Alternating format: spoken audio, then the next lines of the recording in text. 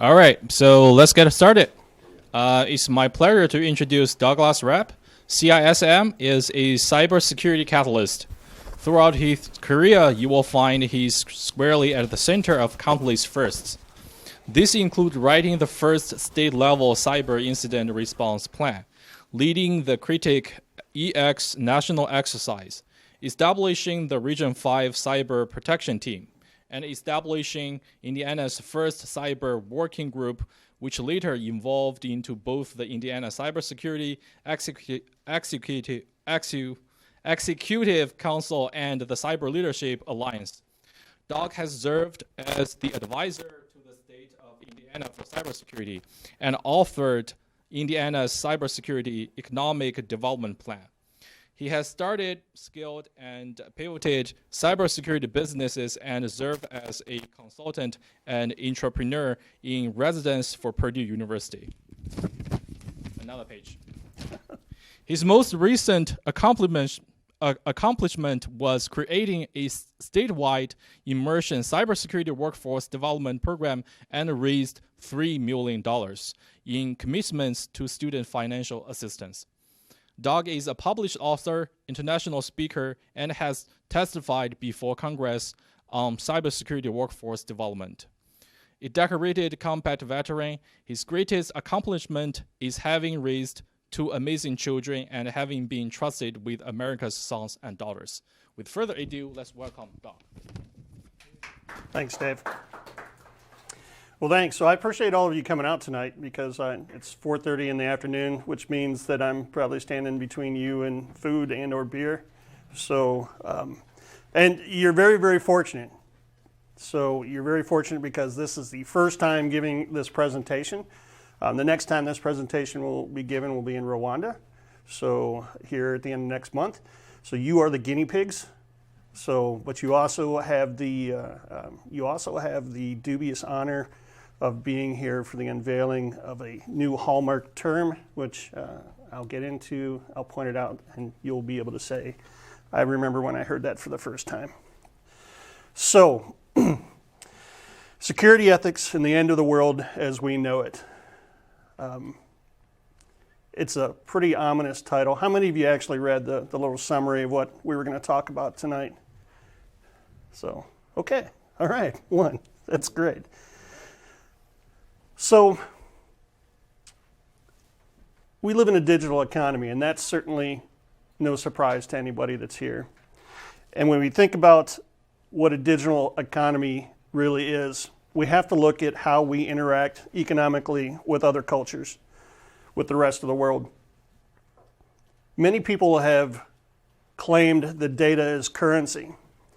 And there is some truth to that, but the analogies that they use are a little bit outdated. We've heard data as equivalent to black gold to oil. But the fact of the matter is once oil is used, it's gone. It is a finite, substance. Land, we've heard it compared to land in the economic sense. However, again, once land is built upon, once that land is utilized, it can't be reutilized until whatever is built on top of it is torn down. So when you look at data as currency, data as something of value, has an exponential factor to it. And that is that data can be used multiple times, and it can be used in infinite numbers of ways that provide value. So as we enter the digital economy, and the digital economy is really a global digital ecosystem where data is gathered, organized, and exchanged by a network of vendors for the purpose of deriving value from the accumulated information. When we look at it, we look at the market share. In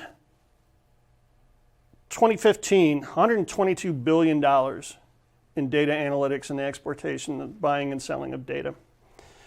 The projected market share for 2022 is $274 billion around the world. So you can see some of the quotes there. The most valuable commodity of the digital age, the most valuable resource in the world. In an age where stock traders are locating their offices as close to the New York Stock Exchange as possible so that they can have a fragment of a second's advantage in transmitting data to make a trade, you can really start to understand the value of data. So data as currency, when we look at the new world as we transition and understand the value of data, there are 4 factors that have been described by Harvard as factors that can define data wealth within countries.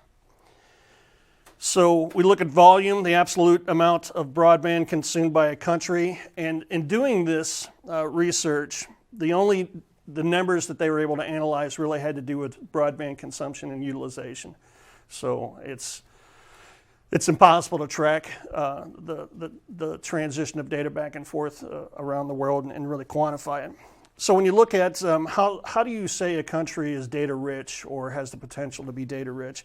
So you look at volume, you look at usage, the number of active users that are on the internet. You look at accessibility, so how easy is it to get a hold of that data? And you look at complexity.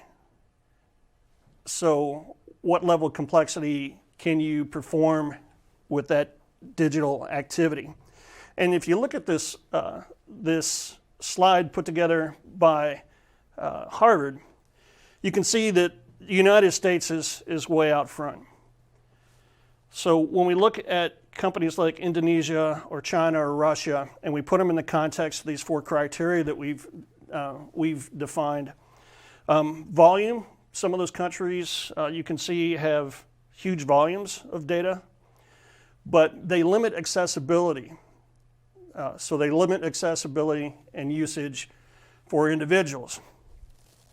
So not being one that wants to pick a fight with Harvard, but I'm going to.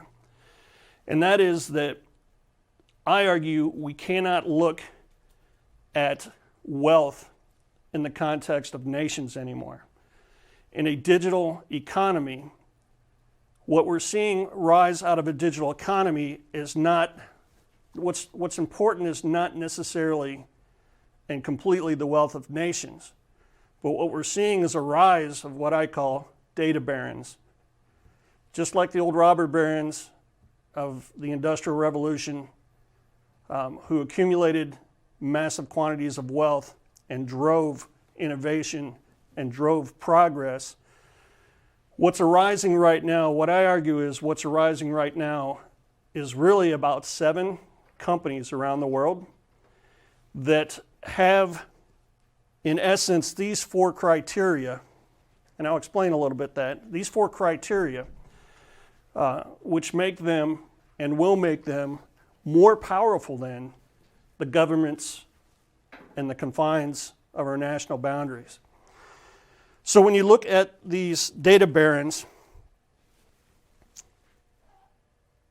you look at these companies that exist out there, and they accumulate the wealth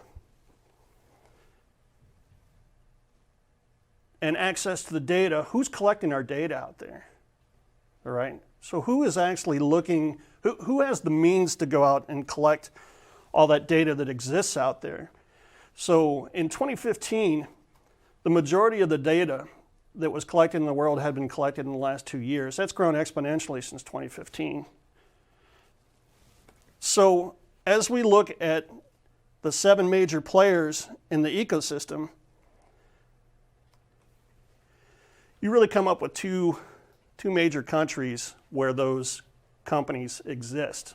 But again, I make the argument that we are transitioning from the power of nations to the power of these companies as these companies continue to grow their capability to not only collect data, but also to take that data and the algorithmics and invest in things like ML, DL, and AI, and are using that data to generate wealth for their own individual companies or their own self-interests. ML with machine learning. Yes, deep learning and artificial intelligence. So when we look at these, if you look at governments, particularly our form of government, our government is not in the business of selling data. It's in the business of data that is freely accessible to everyone. We live in a democracy. So when we look at other forms of government, look at China, which has a fundamental difference. All right? In the United States, we revere innovation. Silicon Valley is all about what's the next great thing, what's the next great invention that's coming out there. And God forbid you take somebody else's concept and improve upon it. You're asking for a lawsuit in an amazingly litigious society. But the fundamental difference with the entrepreneurship culture in places like China is the fact that anything that is, if you can take something and make it better, if you can take your adversary's product and make it better, that's acceptable. That's acceptable. And the difference as we look at the two major players in data, particularly in use with AI, which is the evolution of how we utilize data, is that while we are concentrating on the next great innovation, nations like China, Indonesia, Russia, and others are taking that data and creating massive quantities of practitioners in the application of those technologies and algorithms.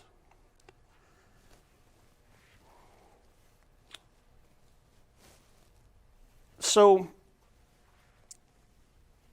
let's take there's two basic ways to really quantify artificial intelligence. I'm going to use the example that closely really mimics comparison to the human brain, to humans. So these types of AI, reactive AI has been around for a while.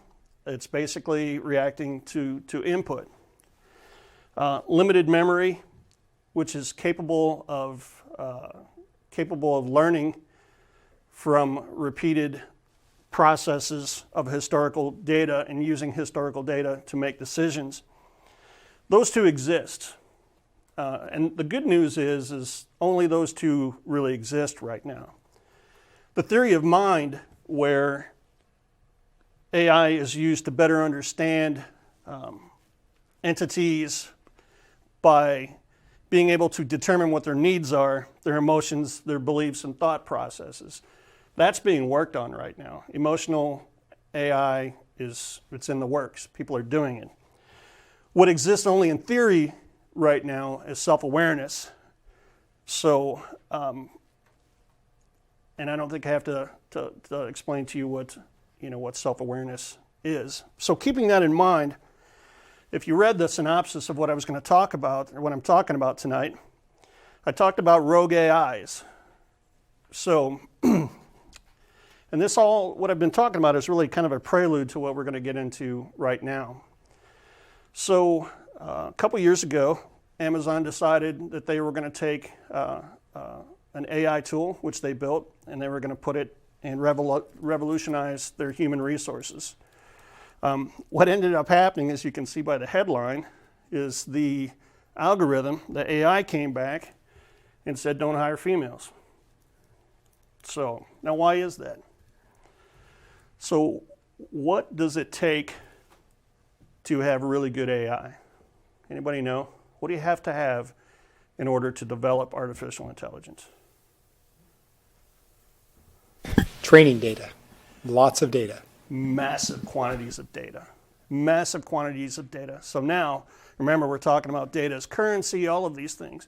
If we gain a competitive advantage, whether in business or in medical processes or in banking, by the implementation of AI, then in order to lead in that field, you have to have massive quantities of data. So, which brings up some really interesting questions considering Data and privacy right now is a huge issue, and particularly in the West, not so much in the East. So Amazon decided we're going to take AI and we're going to use it to hire the absolute best candidates for our company. So why do you think that the AI came back and said don't hire women?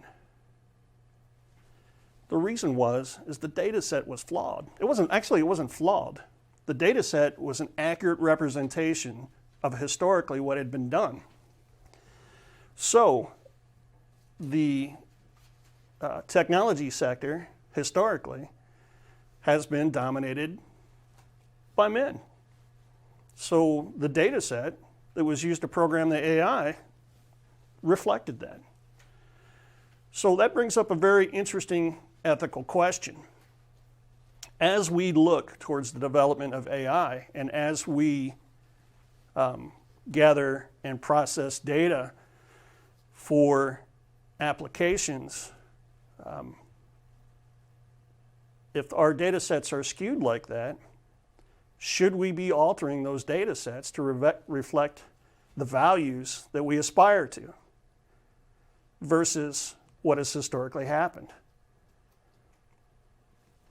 So if you answer yes to that question, then the next question is, who gets to do that? Is it Amazon? Is it Facebook? Is it Alibaba? Is it Huawei? So very, very complex and very interesting ethical questions. So we move further down this path of ethics and data and security, and I ask you to look at 3 different definitions that I've put up here. So notice the similarities in what they are. Some could argue that they are a gradation of the same scale. So advertising is about making people aware of something. Brainwashing, if you look at bullet point 2, is persuasion by propaganda or salesmanship. All right? And one of the big buzzwords of the day, social engineering, is the use of centralized planning in an attempt to manage social change and regulate the future development and behavior of a society.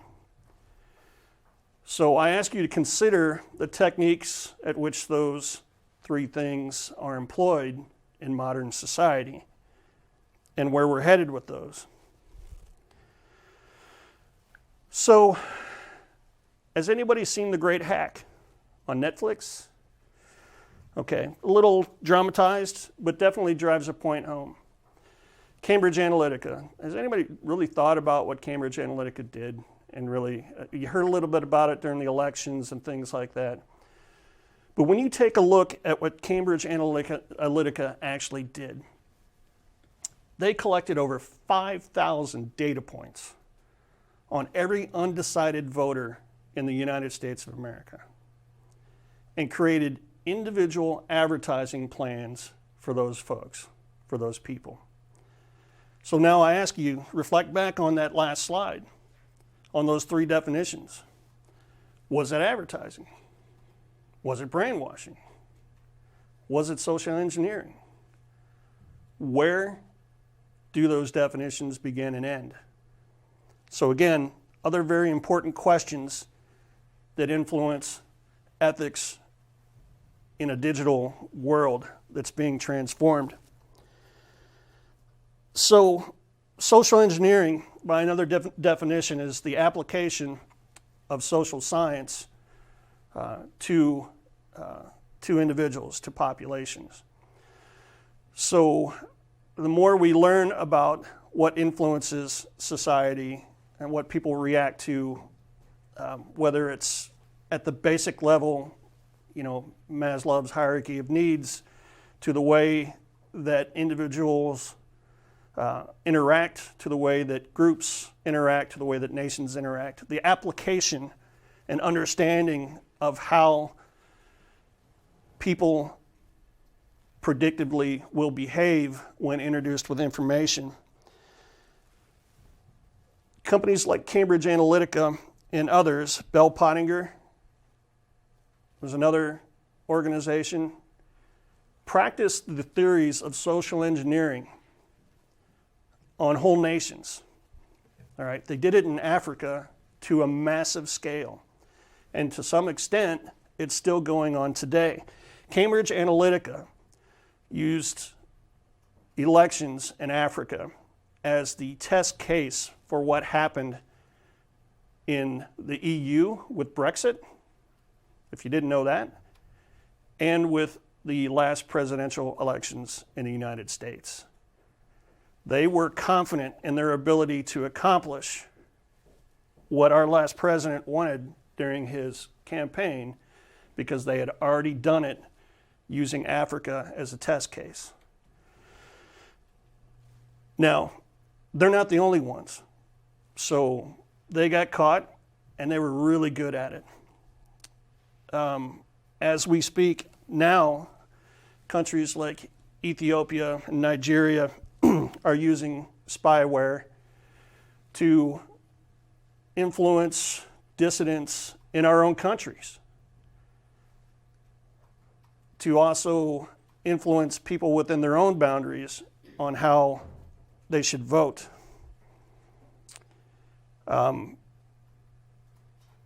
Bell Pottinger actually had to formally apologize because they stirred up so much racial hostility on the grounds of fabricated injustices and inequalities.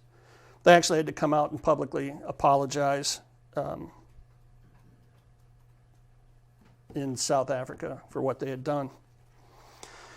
So the African National Congress hired hacking teams, RCS, to do the same thing. And while doing research for this speak, a company that I routinely do business with sold spyware to Ethiopia that was used for some of the same dubious efforts.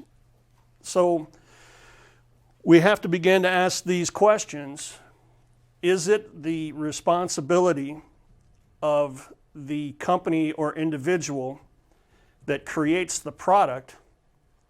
Is it their responsibility? Should they be held liable? What is their ethical responsibility? Or is it how that tool is used? So if you look at business ethics, it is the responsibility of a business leader to maximize the profits for their shareholders. By that justification, there's not a standard for fairness. There's no decent standard for fairness out there. I mean, the last administration had to create a consumer fairness division, because of the way that companies were interacting with the public. So you have to ask yourself ethically, who's responsible for that?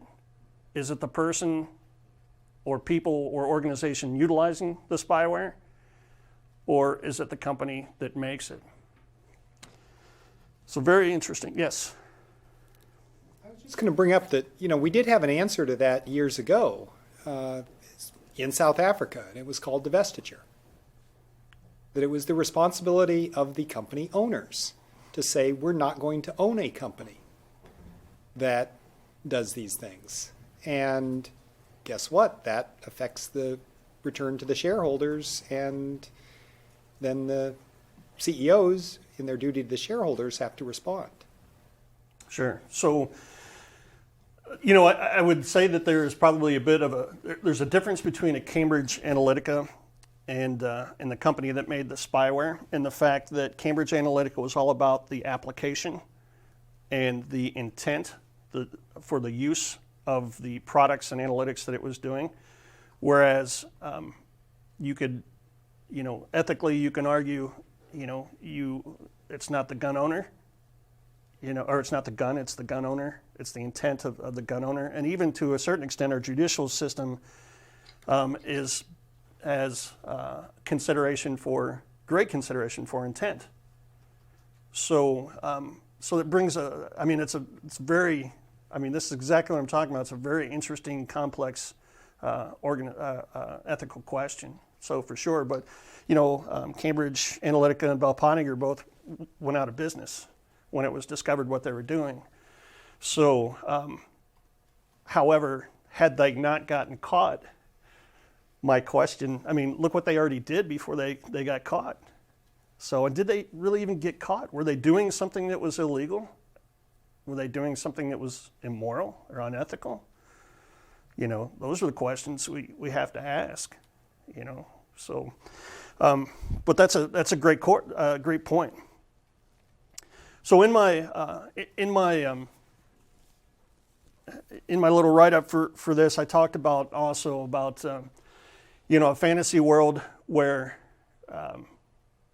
millions of cameras track you, and using predictive analytics, they determine whether or not you're going to say something bad against the government. The facial recognition software picks you out of a crowd. The stormtroopers reach down into the crowd and grab you, and then they take you away to a reprogramming camp. So, sounds pretty fantastic, doesn't it? So, welcome to China. So, as we speak, the Muslim minority in the north part of China, the Chinese government is using facial recognition and predictive analysis. And some of the criteria that was recently linked on how they're determining whether or not somebody is a dissident is as vague as they had a beard or once had a beard. These are real documents that are you can go and look at the criteria that they're using to select people. So they're doing, at some level, predictive analysis on who might cause social unrest. Now understand that while we see this as potentially a crime against humanity, against free will and democracy, you have to understand the cultural mindset.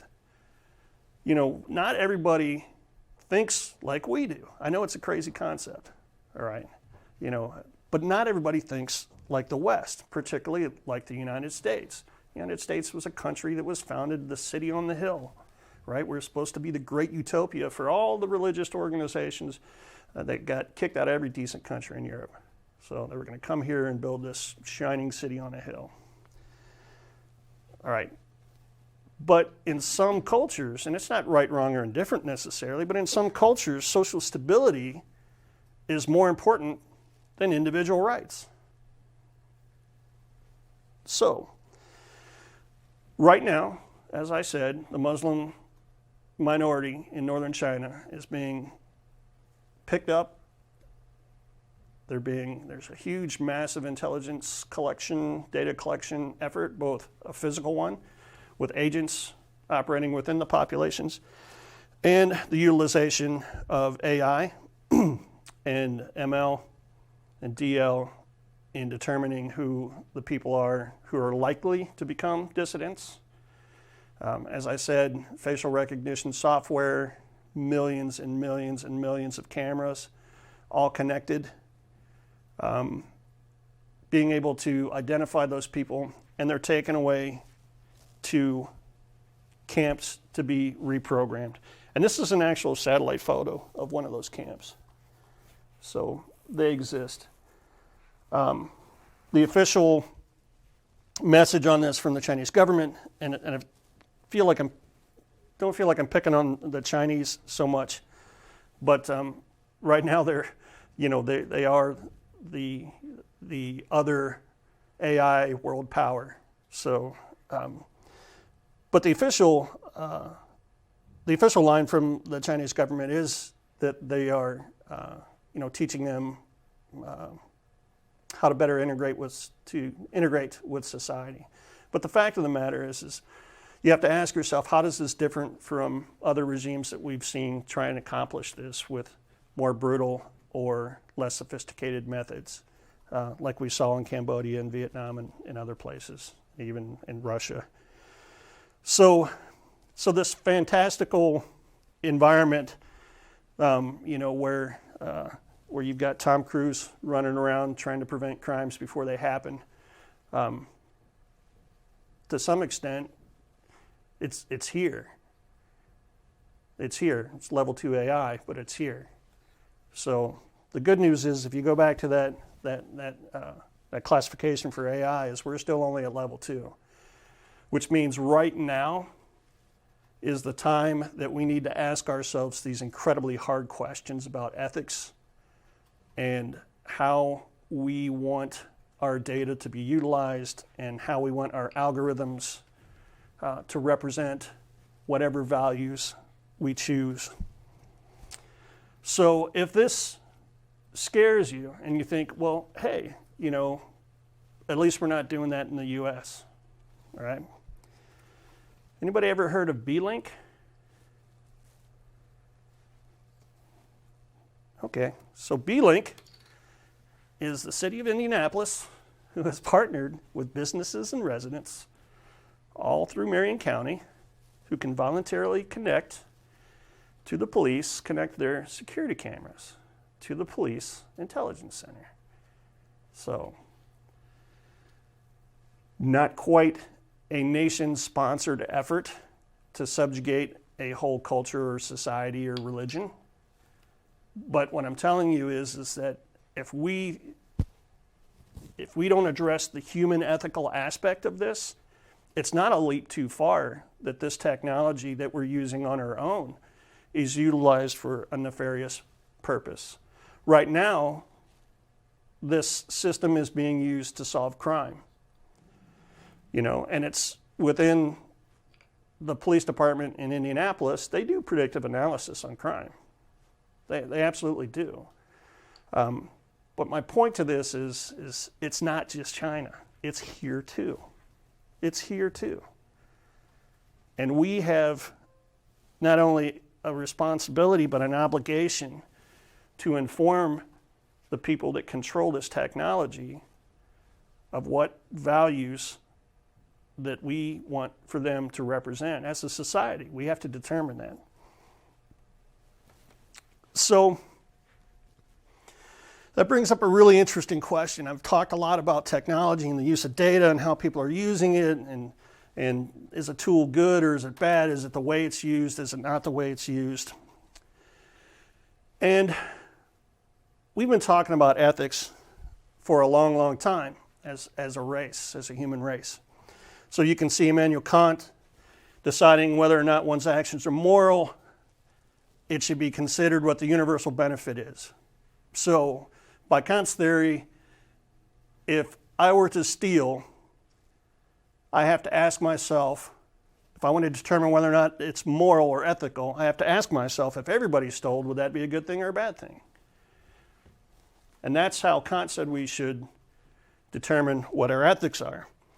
So Karl Marx and Friedrich Engels, they believe that you can't have a universal code of ethics. And again, that's another question. As nations used to decide what their ethics and values are. But as we look in a digital economy and we look in a digital world, those boundaries mean less and less. They mean less. You can experience the life of somebody in Syria through Twitter to a great extent. Things that we could never access before, that one-to-one human connection and transmitting of experience and sharing of experience now doesn't recognize any borders. Nobody can control that anymore. So we look at things, we have to start looking at things from what is universal? What are the universal values that we all have to subscribe to? Because as all this data comes together and all these algorithms come together, and right now AI level 2 is being used primarily in business and medical and finance and a few verticals, all right? And believe me, we're a long way from self-actualization. We're a long way from that. Long, long, long way. But it's coming. It's coming. So again, the point is we need to start looking at universal values. But Karl Marx and Friedrich Engels they said there can't be any universal values because ethics and values are dependent upon the economic situation of the nation that it's in. There's a certain amount of relativity that goes along with that. What is now flawed in that theory, again, is we look at what is the importance of nations and borders. So we are experiencing cultural one-to-one human contact on a massive scale through the revolution of data and technology right now. So I challenge this theory in that it may have been accurate to some extent at one time, but it's less and less accurate now.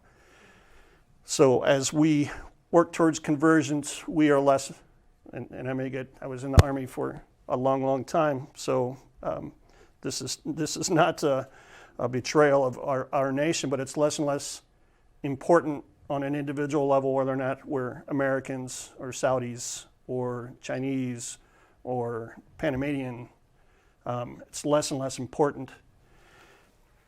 So Max Steiner, The Next Evolution, the common good is only an illusion because the only ethics that are beneficial are the ones that benefit the self.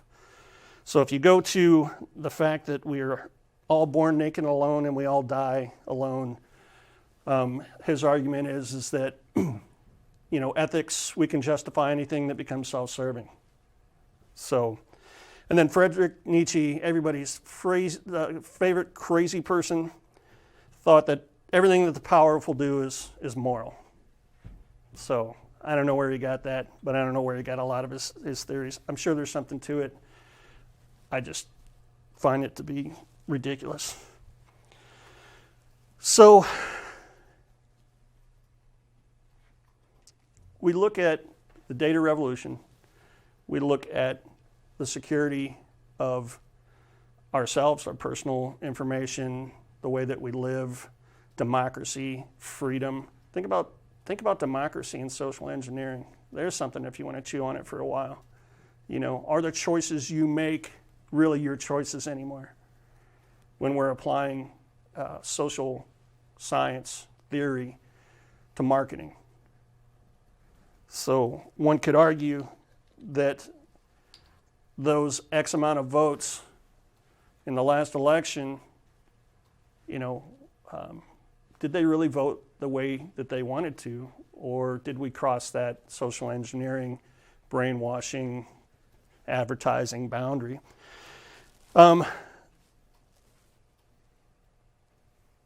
So there's another theory of moral development, and I ask you to give some consideration to this as we evolve as humankind, as a race, as the human race.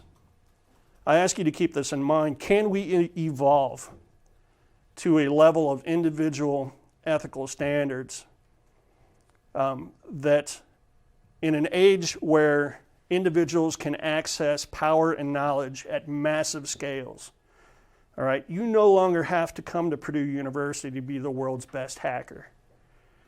All right? Now, I'm not saying don't go to Purdue University. But my point is that in the 80s, we had a saying, information wants to be free. We were very idealistic.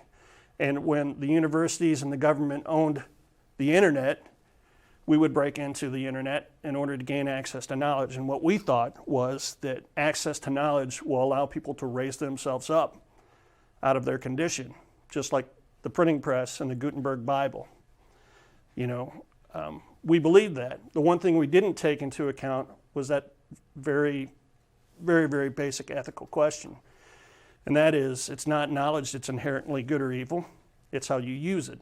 It's the application of that knowledge that's inherently good or evil. So with individual access to massive quantities of data, and with the convergence of all of this data and the refinement of algorithmics and the development of AI and all these things, we have to ask ourselves, do we need to evolve ethically as humans when we have the responsibility of having so much knowledge and power at our fingertips? So it's a huge question, and it's a very complex area. And to be honest, I haven't seen a lot of people looking at it. There is a lot of questions about ethics within certain verticals and certain subjects in certain areas. But, you know, I put up here this example of Accenture's Universal Principles of Data Ethics. You know, it is one of the very few stabs I've seen at someone or some industry or somebody in industry starting to say, where does the responsibility lie? Does it lie with the coder? Does it lie with the does it lie with the company? Does it lie with the person who utilizes the tool?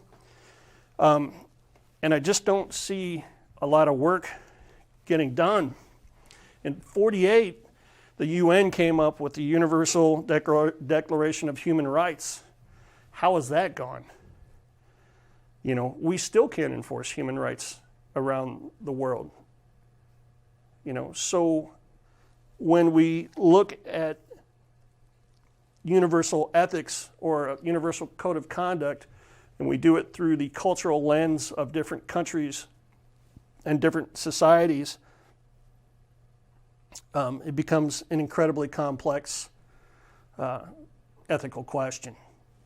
So what makes one value system better than the other? But what I can tell you is with the interconnectivity of individuals, this question is going to become more and more important.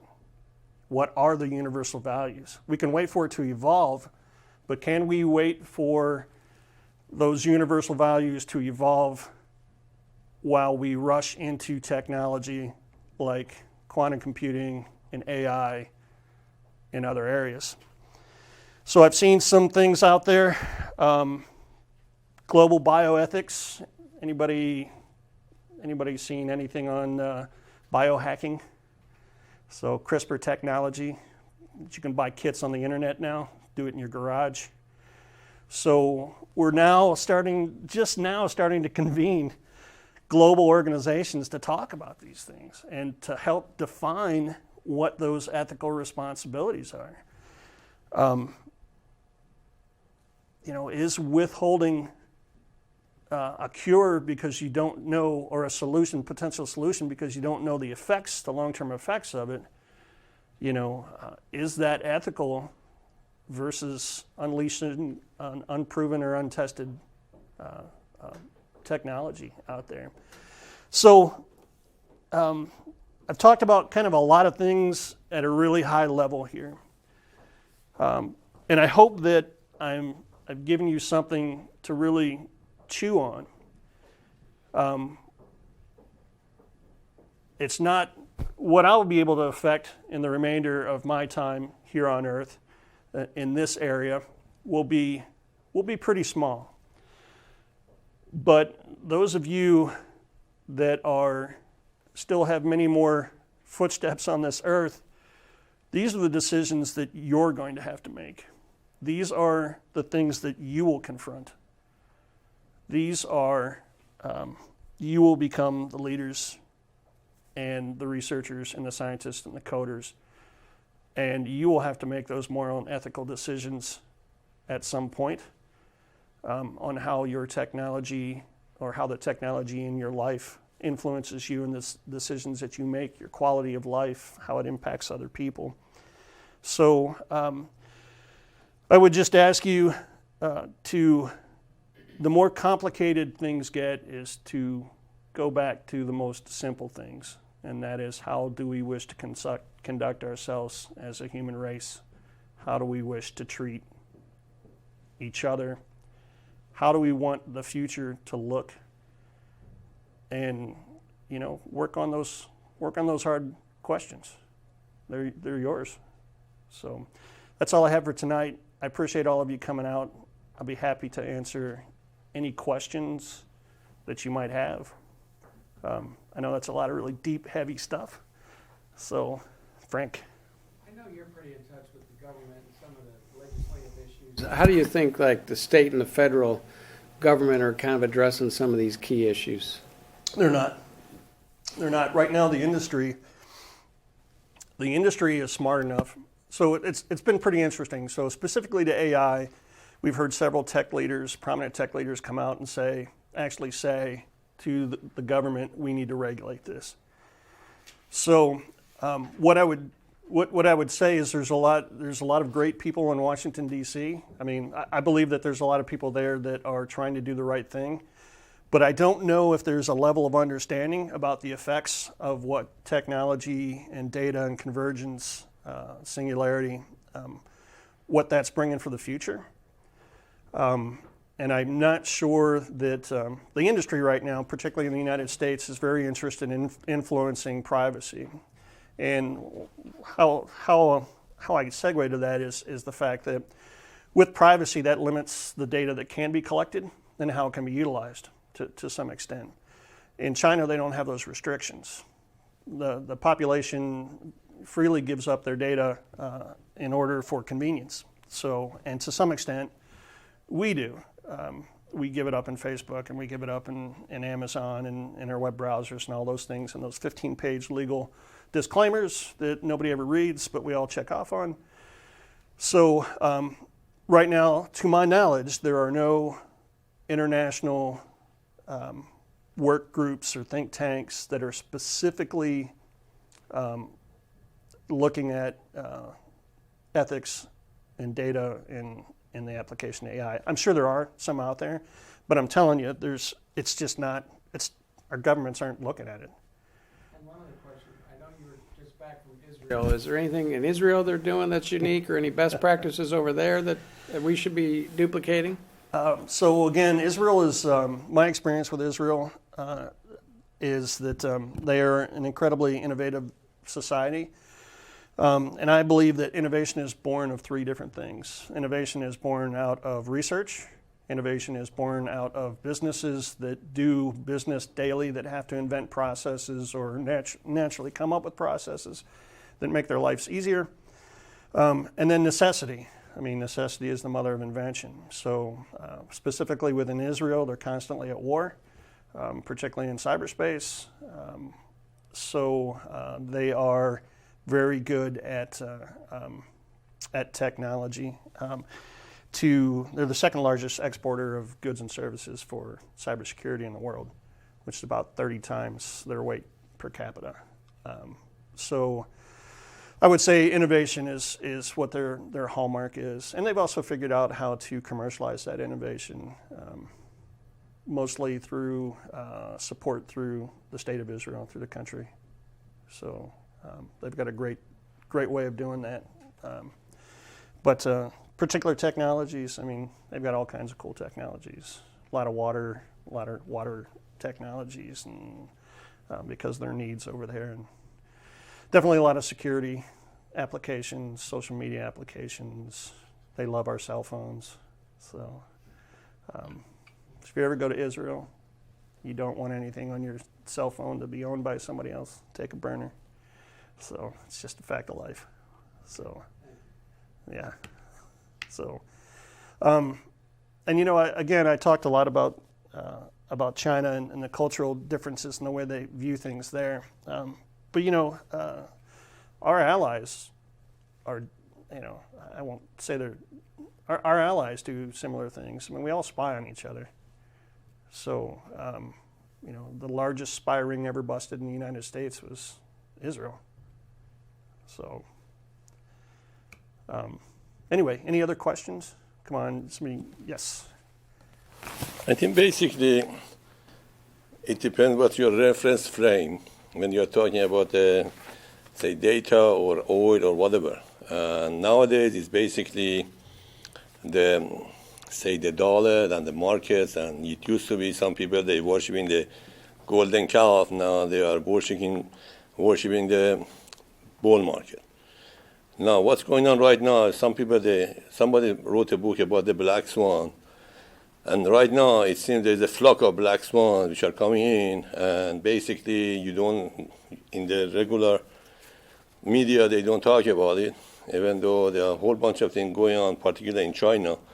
And those people around China, now it's going to affect everybody all around the world, that the parts that were made in China, now they're closing factories in South Korea, because there is a mess. There is no tourists from China to go over there, so they have to put money into the hotels and restaurants and everything. So everybody is just printing money, and it seems that the only solution that most of the people that they have is just basically printing money, more money, more money, more money, which is going to be sacrificing of many for just a few, very few.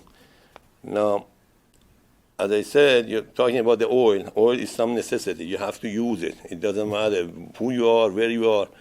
Money nowadays and the data that you're talking, basically, those people who are paying for it is those people who are in the market. And that's the false narrative, but basically that's what the fake news is just projecting for everybody. Oh, this is the only thing that you have to have. And now we are getting to a point that there's going to be some kind of a problem, big problem, for the whole world. Now, nobody discusses it because they say, oh, if you say this, something is going to happen, it's going to be bad, and whatever. So I don't know what's going to be your perspective on that one, that in this particular segment of time, this is what people think is important, but it is not. And there used to be a golden rule that they say, don't do to others what you don't want them to do to you, or do to others what they want them to do to you. Now they have changed it to golden rule. Is whoever has the gold is going to set the rule. So I don't know what you think about that. No, that's a great point. So, Gandhi had, I think, 7 rules he had 7 rules that he talked about, and about rights and human rights and things like that. But he made the argument that if you have the right, the individual has the right to exist, to life, then you also have the obligation to not take somebody else's life. So he was talking about the rights and obligations.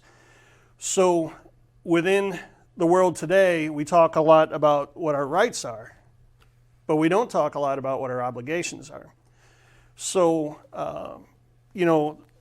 the greatest point of prosperity in the United States, and you can actually fact check this, was a time when we taxed the largest companies the most. So, countries are experimenting with things like a living wage. As we displace workers in the workforce, which is coming with autonomy, it's happening now with robotics. As we do those things, we're going to have an increasingly amount of people that are displaced, and our standard of living will continue to rise for those that can afford it.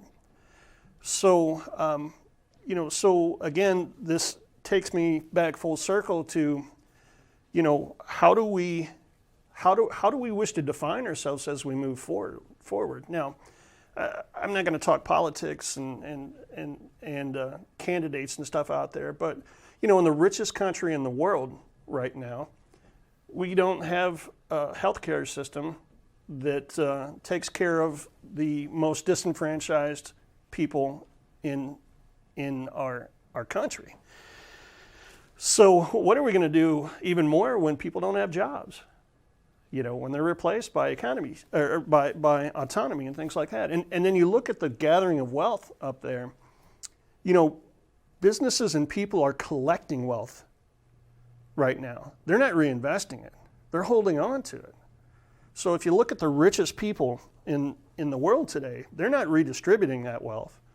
They're holding on to it. And that's a phenomenon that's unique to some extent to this time period. So, getting back to what you were saying, the craze. First of all, I'll be the first to admit I'm not a huge fan of Silicon Valley, because the craze out there is these companies with a mission that feel good. And what's happening is when they capitalize, when they take in all that money, they get to decide who the money goes to. They get to decide what charities they're supporting. Individual giving is dropping off, but yet we as workers expect our companies to contribute and expect our companies to have a social mandate. Yet the people, to a great extent, it's like you said, the people who control the gold make the rules.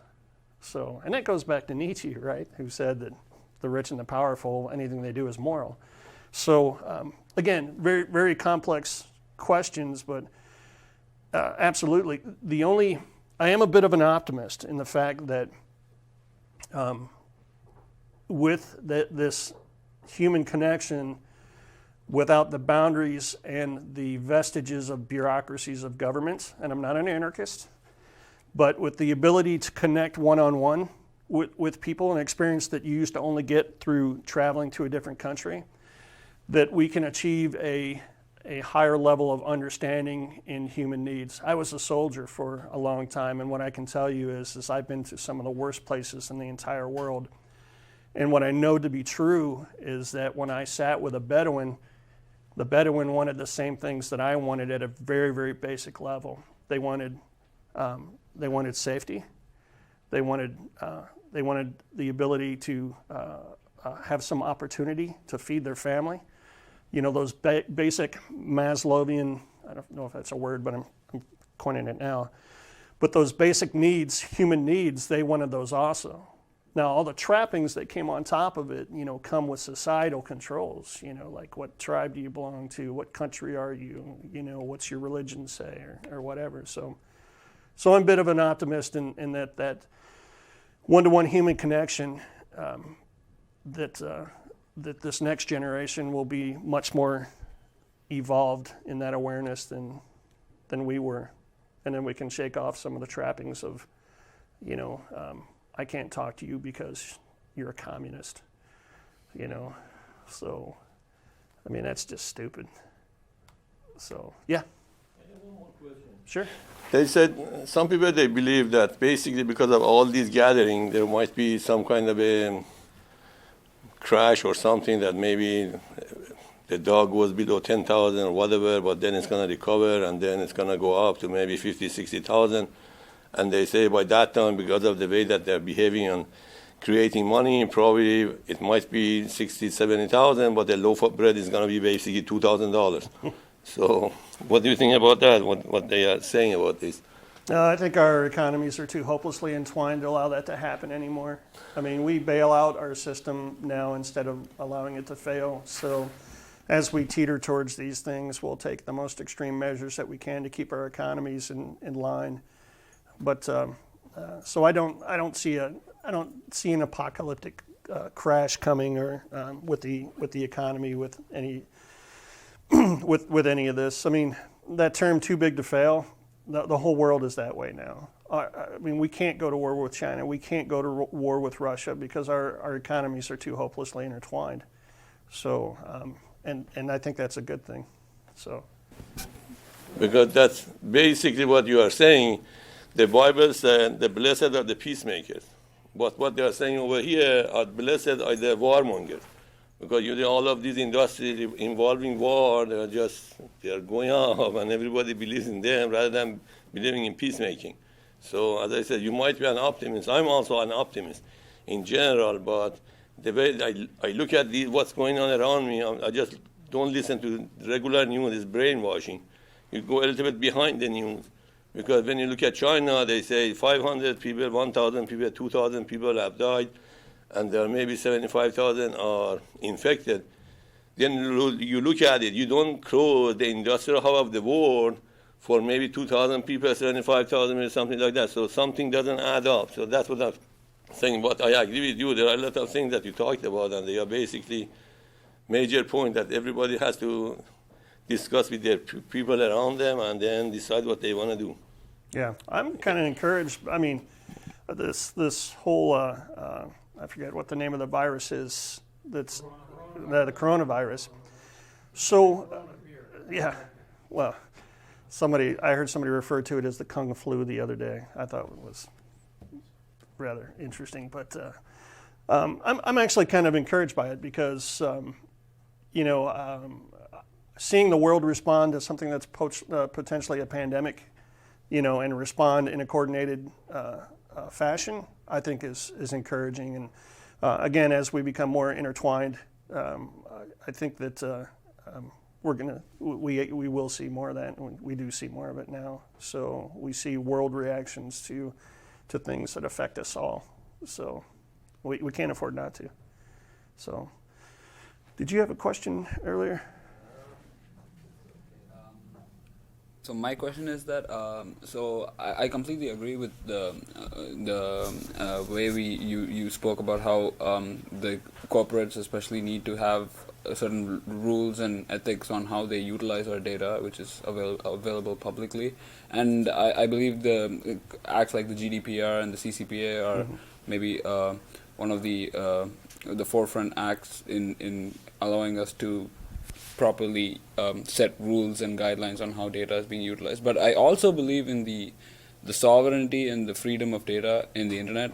And so people always have a choice. Like you said, you spoke about we never read the terms and agreements, but we just check off on it. And so what I'm trying to say is, like, shouldn't we try to, in this digital age, shouldn't we try to incorporate knowledge on how we should use data and how we should be careful with social media, with the internet as a whole, into our education system, and tell people and make sure people understand the implications of Absolutely. things which go wrong. You're preaching, brother. I mean, I love that, and I always use the analogy back in the old days on after school and on Saturday mornings. We had little public service announcement PSAs, and they still have some out there now. But they had a guy named Freddie Kilowatt who was like a little lightning bolt, and I learned from that cartoon not to stick my finger in a light socket. Why we don't do that with the world that we live in now and where the dangers really exist, which is on the internet. Why we don't have that same type of education. Why digital citizenship is not required in K through 12 is beyond me. I mean, I fight that fight every day here at the state of Indiana to try and convince DOD and or DOE and DWD and those guys to consider things like that. So absolutely. I mean, digital citizenship. There's countries doing great things, like Estonia is killing it right now just in digital citizenship, where they're starting to really understand what the responsibilities are for that. So, but yeah. So I'm with you. So any other questions? All right.